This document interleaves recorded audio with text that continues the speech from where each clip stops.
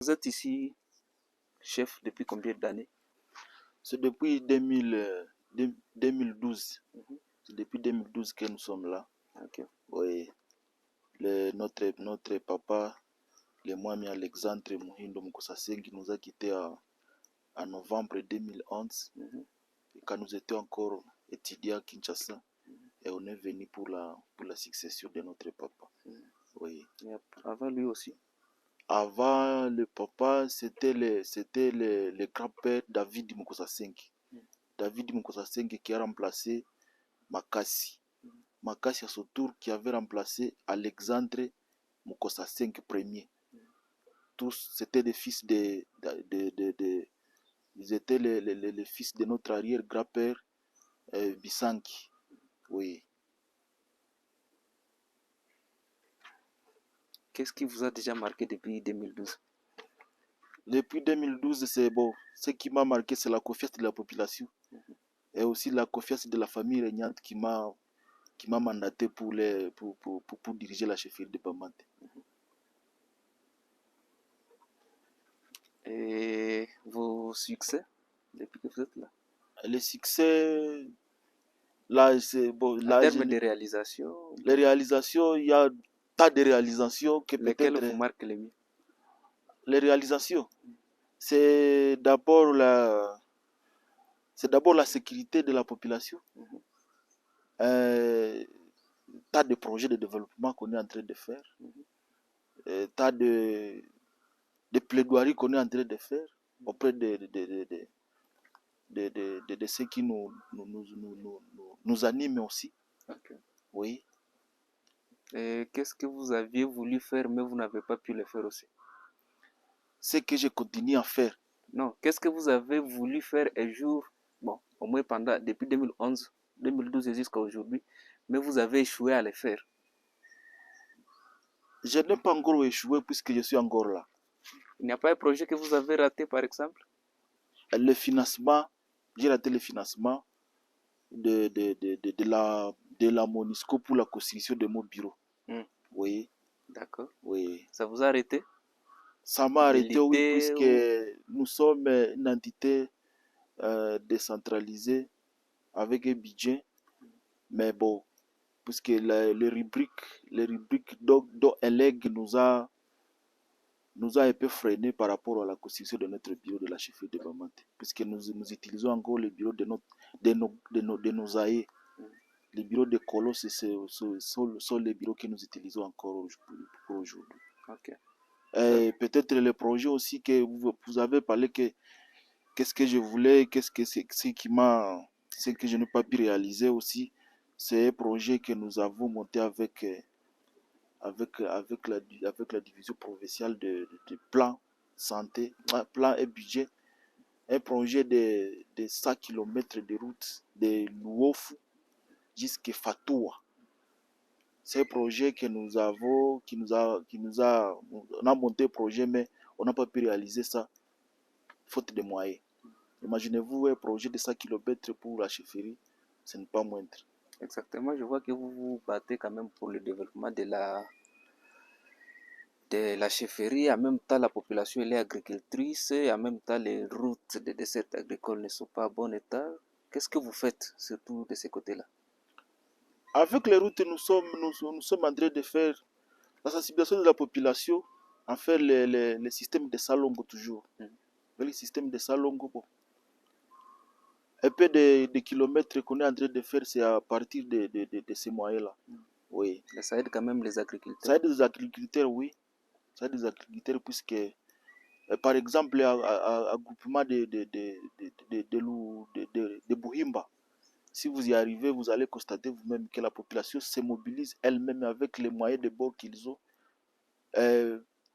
Aussi avec l'acceptation de la politique, de la volonté politique de l'autorité de la chefferie, la population nous croit quand même et au fait des routes de cette agricole, de traçage et de réhabilitation, avec le système de salon. S'il faut un nouveau projet de développement dans la chefferie, vous l'orienterez dans quel secteur? Je vais orienter les projets d'abord par... puisque nous sommes agriculteurs.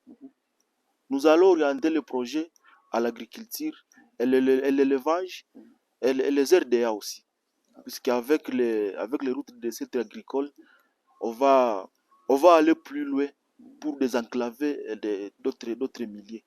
Et par exemple, le groupement Louenge, le groupement Munzoa, qui n'a jamais bénéficié d'aucun projet de développement à cause toujours de l'enclavement total de ces milliers-là. Alors si on a un projet route, on va orienter ça là-bas. Quelles sont les cultures industrielles et les cultures vivrières qui sont favorables pour le sol de cette chefferie, généralement? Généralement, nous cultivons les pommes de terre. Les pommes de terre, nous cultivons ça dans le groupement Buhimba, le groupement Hutu. Nous cultivons aussi les cafés arabica dans les Graben. Aujourd'hui, comme c'est le cacao, nous sommes en train aussi de voir comment intégrer les cacao au groupement Louenge et Munzoa. Puisque c'est à Munzoa, à Louenge, c'est là qu'il y a une basse altitude par rapport à Buhimba et Hutu. Dans le groupement Tama, nous sommes en train de voir aussi comment intégrer encore les cultures du bleu. Les cultures du bleu avec le projet Virunga Bleu, ça c'est rentable aussi quand même. Okay. Ouais. C'était déjà abandonné. En général, à un pourcentage, si je peux dire un pourcentage élevé, nous cultivons les pommes de terre. Oui. Alors dans le groupement Tama, ça veut dire la culture du blé était déjà abandonnée, et c'était pourquoi? Pas seulement au groupement Tama, mais partout. Partout dans la chefferie, les gens ne s'intéressaient plus à la culture du blé par peut-être manque de bienfaiteurs, puisque les gens cultivaient le blé pour le manger tout simplement. Alors quand vous cultivez 1000 kilos de blé, vous mangez ça tout simplement, bon. Ça n'amenait plus de rendement, oui. Mais est-ce qu'avec Virunga Fondation, est-ce qu'il n'y a pas aussi des risques qu'on produise ça et qu'on amène toute la quantité produite à l'industrie et puis qu'on amène ça dans un marché, par exemple, en dehors de la zone où il a été produit et que la population n'en bénéficie pas directement en termes de nutrition? Nous sommes encore dans la phase expérimentale. Les projets, il n'y a pas longtemps que les agronomes nous sensibilisent la population pour voir comment encore cultiver le blé, puisque avec le projet Midema, Minoki à l'époque, on cultivait le blé ici. Alors, quand Midema n'est plus dans les milliers, dans la zone, dans les territoires, je ne sais même pas dans la province, c'est là qu'on a abandonné totalement les cultures du blé. Alors, quand Virunga vient encore avec la semence du blé, bon, les gens se disent, bon, essayons encore si Virunga va nous amener aussi les acheteurs, si je peux les preneurs, tant mieux, on peut voir encore comment cultiver. Donc, nous sommes encore dans la phase de sensibilisation, la phase d'essai de la semence. Alors, toujours dans le groupement Tama, si je ne me trompe, c'est aussi une zone reconnue pour l'élevage. L'élevage, pas n'importe laquelle, mais des vaches. Oui. Est-ce qu'il y a aussi ces potentialités-là pour élever les vaches laitières et pour que les populations locales de la chefferie en profitent? Oui. Là aussi, il y a eu des difficultés par rapport à la guerre aussi. Hein.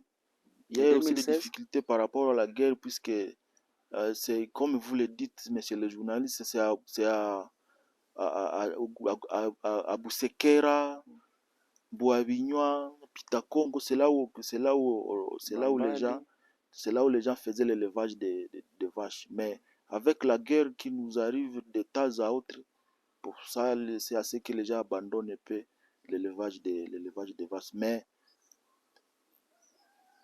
avec peut-être, si je peux dire quoi, avec le courage de la population, puisque les gens qui étaient habitués à faire l'élevage, on commence encore mollo à faire encore l'élevage là dans le groupement Tama.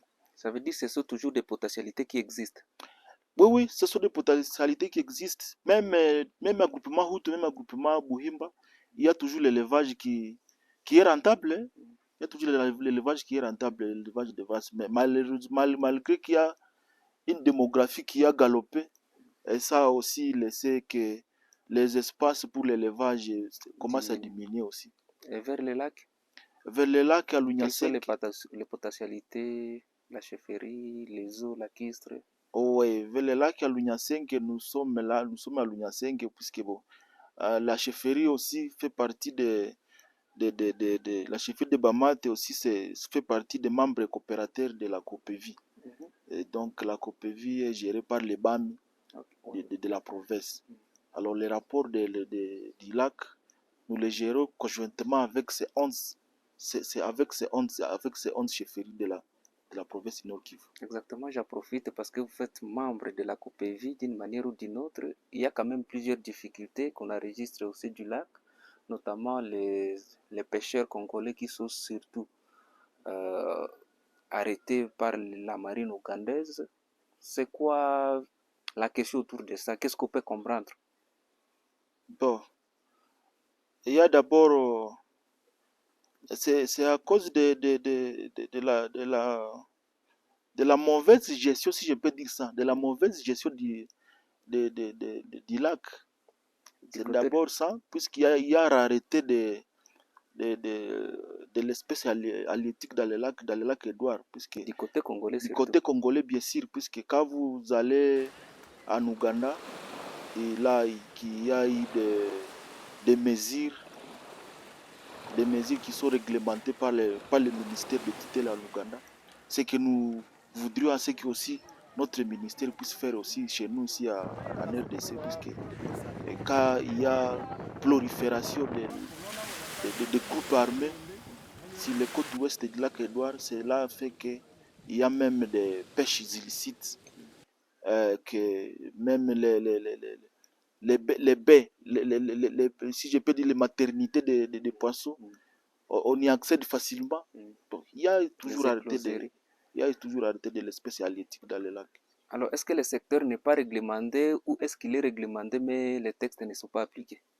Il y a un tas de textes, c'est peut-être la politique de la gestion du lac, c'est ce qui n'est pas réglementé. Ça veut dire que les problèmes peuvent venir aussi du niveau local, par exemple la corruption, les groupes armés, la sécurité. Non, tout ça, nous allons toujours remettre ça à l'autorité nationale, puisque pour voir comment traquer tous ces bandits-là qui, se- qui sont surtout dans les grabens. Ouais, Monsieur, nous vous disons encore une fois merci. merci beaucoup. Ok.